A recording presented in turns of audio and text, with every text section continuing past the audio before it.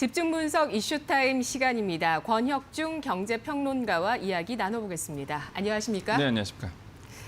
자, 오늘 이슈 관련 뉴스부터 확인해 볼까요? 이데일리 기사입니다.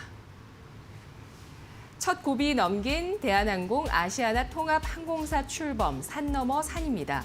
대한항공이 아시아나 항공 인수를 위한 첫 고비를 무사히 넘겼습니다. 어제 KCGI 측이 한진카를 상대로 낸 제3자 배정 신주 발행 금지 가처분 신청이 기각되면서 양사 통합 작업은 탄력을 받게 됐는데요. 두 항공사가 통합 무산 위기에서 벗어났지만 국내 항공산업 재편이라는 대의 명분을 위해 자금 확보와 국내외 기업 결합 심사를 비롯해 노조 갈등 등 넘어야 할 산은 여전히 남아 있습니다. 네, 먼저 어제 법원의 판결부터 알아보겠습니다. 일단 재판부의 주요 쟁점이 뭐였는지 볼까요?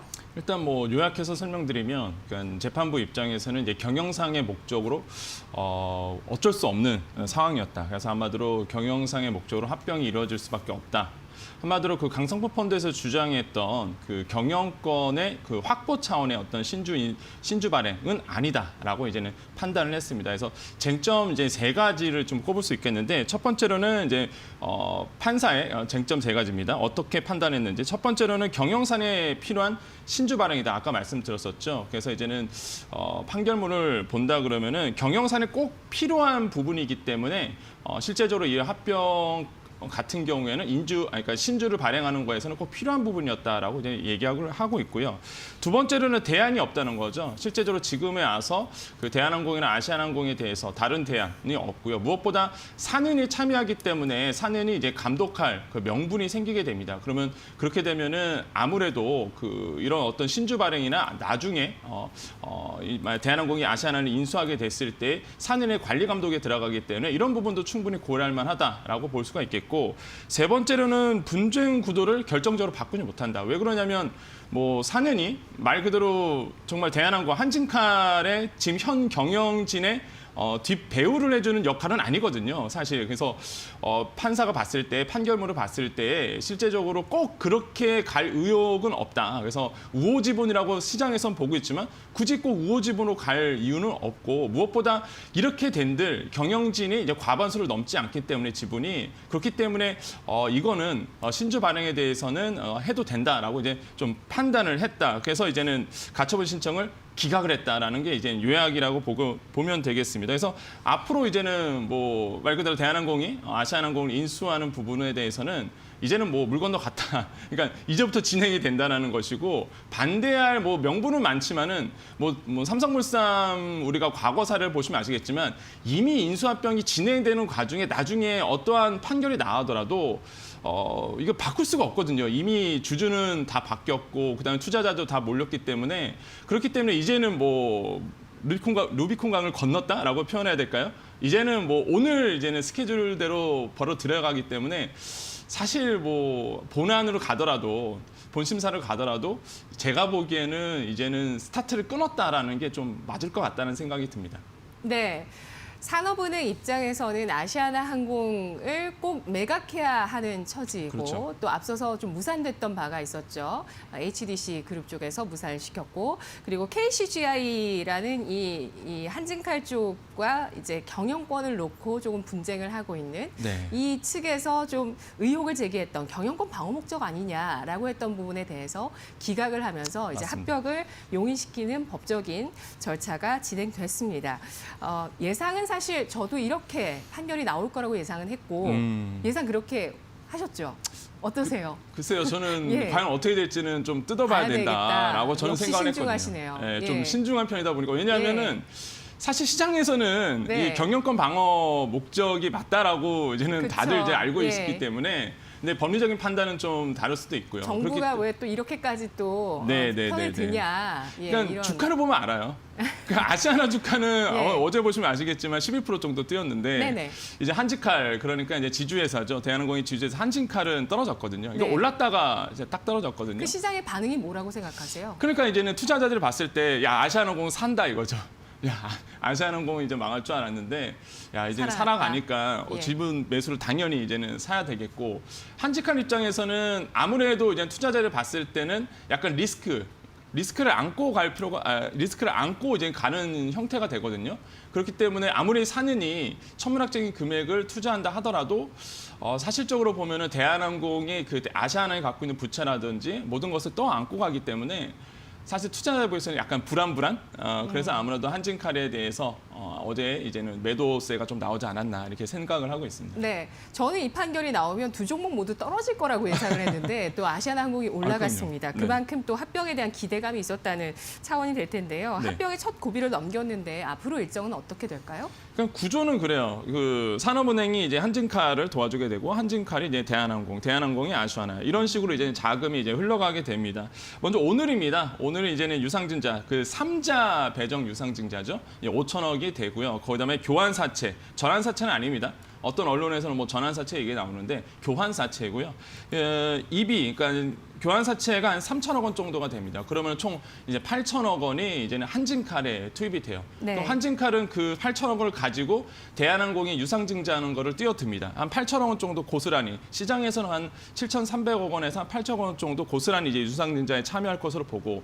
그러면은 대한항공 입장에서는 그 자금을 또 받아서 또한 유상증까지 해서 나온 한 2조 원 정도 이상의 금액을 이 금액을 가지고 이제 아시아나의 인수 자금으로 쓰게 됩니다. 그래서 그렇게 되면서 최종적으로 아시아나 인수를 하게 되는 그런 이제 프로세스로 이제 진행이 되는데 결정적으로 이제 오늘 바로 이제는 제3자 유상증자를 한다는 얘기죠. 그래서 그 5천억 원이 바로 투입이 되기 때문에 제가 아까 말씀드렸던 이제는 되돌리기 힘든 상황이 이제는 됐다라는 게 이제 맞고요. 아무리 나중에 뭐 후에라도 법원에 이제는 본심사 들어가서 나중에 법원의 판결이 바뀌더라도 뭐 바뀐 건 아니죠 사실. 그러니까 판결이 나오더라도 이건 잘못됐다라고 판결이 나오더라도 우리 과거 사례를 봤을 때 이제는 뭐 이미 뭐 진행된 걸 어떻게 바꿀 수가 없거든요. 그래서 뭐 이제 대한항공이 아시아나 인수하는 거는 이제는 거의 기정사실화 됐다라는 게 이제는 저희 판단입니다.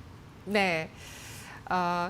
항공주에 투자가 좀 어렵다고 생각하는 이유가 항공주 자체 부채가 워낙 많기 때문이거든요. 네네. 저 같은 경우는. 그런데 이제 자금 조달이나 현금 흐름 또 이 부채 부분들 앞으로 잘 봐야 되겠지만 일단 부채를 떠안았던 부분은 좀 부담이지 않을까라는 생각도 그럼요. 듭니다. 남은 네. 과제는 뭐가 있을까요? 일단은 주주들의 반발을 네. 이제 무마시켜야 됩니다. 왜냐하면 뭐 아시겠지만 강성부 펀드 측에서는 계속적으로 이거는 경영권 방어의 목적이다. 왜 사느니 현 경영권을 방어하는데 도와주느냐라는 불만의 목소리가 있었어요. 끊임없이 이제 강서 펀드에서는 이제는 배척, 다른 관계에서 그 시선을 약간 나쁘게 바라보고 있기 때문에 이런 어떤 그 다른 주주들의 어떤 설득하는 작업이 좀 계속적으로 이루어져야 됩니다. 이미 임시이사에 열자고 지금 공지를 한 상태이기 때문에 계속적으로 이제 반대 의견이 나올 수밖에 없거든요. 그렇기 때문에 이제는 말 그대로 현 경영진은 계속적으로 주주를 이제 설득하는 작업이 이루어져야 된다라고 볼 수가 있겠고 두 번째는 노조를 설득해야 되죠. 물론 지금의 인수 합병에 대해서 이제 사는이나 뭐 한진칼 입장에서는 인위적인 구조조정이 없다라고 얘기하지만은 사실 노선이 합병되게 되고요. 물론 네. 얼라이언스들이 각각의 얼라이언스들이 있단 말이죠. 그러면 그 각각의 얼라이언스 중에서 이제 합병이 되게 됩니다. 그것도 이제 하나가 없어지거든요.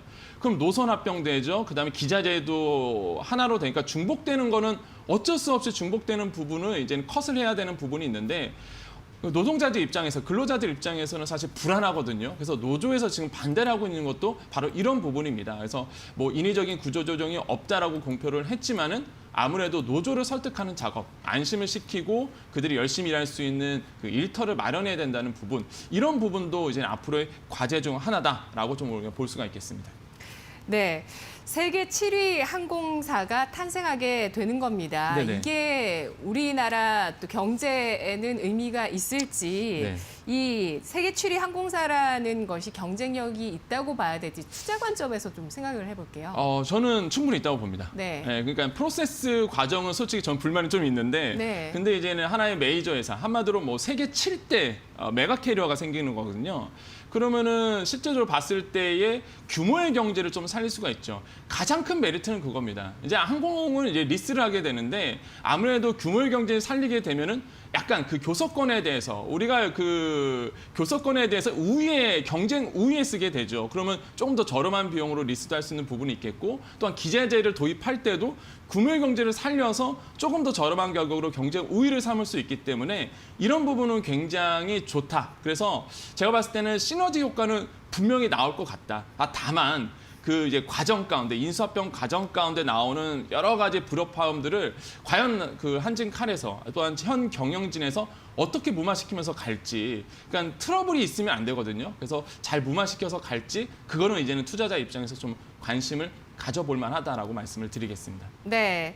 기업의 경쟁력, 또 앞으로의 업황, 그리고 합병에 대한 어떤 기대감, 구사일생했다라는 네, 그 기대감, 이러한 것들을 종합해서 이제 앞으로 항공주가 어떻게 될지 좀 알아보겠습니다. 생각보다 2, 3분기 실적은 굉장히 좋았잖아요. 네, 네네. 항공주가 화물 덕분에. 네. 예, 어떻게 전략 세울까요? 많은 분들이 물어보세요. 근데 저는 이제 평론가 입장에서 보면 굉장히 긍정적이다 생각을 해봅니다. 네. 그러니까 단순히 뭐 항공주의 어떤 특정 종목이 좋다라는 게 아니라 이제 항공권, 항공주 입장, 항공권 전체의 어떤 산업을 봤을 때 굉장히 좀 밝다라고 저는 생각을 해봅니다. 왜 그러냐면 코로나19로 인해서 굉장히 저평가받았던 것이 이제 여행이나 항공주거든요. 그렇기 때문에 일상으로 돌아오는 거는 멀지 않아 분명히 돌아올 거예요. 그렇게 되면은 가장 주목을 받는 거는 역시나 항공과 관련된, 여행 항공과 관련된 이런 종목이다라고 볼 수 있겠고, 코로나 이슈 잘 관찰해 보시면요. 코로나19의 백신이라든지 치료제 이슈가 나올 때마다 항상 거론되는 것이 이제 항공에 대한 항공과 관련된 종목들입니다.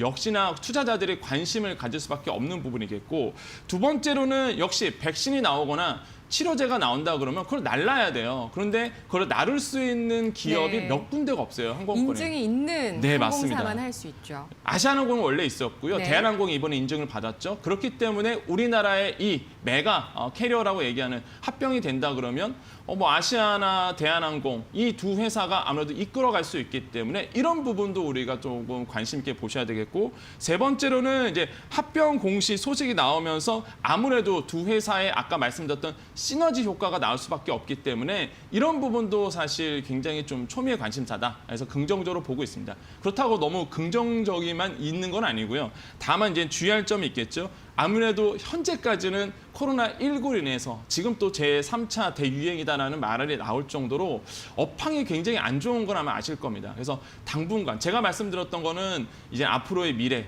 장기적인 비전을 봤을 때 전체적인 흐름을 봤을 때 얘기고, 단기적으로 봤을 때는 아직도 코로나19의 백신에 나오지 않는 상태이기 때문에 코로나19의 업황이 안 좋은 거라는 영향이 있기 때문에 단기적으로는 조금 불안불안하다라고 말씀을 드리고, 마지막으로는 앞으로 이제는 외국에서의 어떤 합병 승인을 받아야 됩니다. 이제 한 곳이라도 약간 어긋나게 되면 이건 안 되거든요. 또 한 가지 공정거래위원회에서 제가 보기에는 조건부 승인이 나올 것 같은데 네. 모르죠. 또 공정거래위원회에서 이건 독과점이다라고 판단하게 되면은 안 되니까 이런 부분도 우리가 유심히 보셔야 되겠다라고 말씀을 드리겠습니다. 알겠습니다. 주가 11월에 정배열로 전환한 항공주 대형사 대한항공, 아시아나항공 오늘 투자 전략 말씀 잘 들었습니다. 고맙습니다. 네, 감사합니다.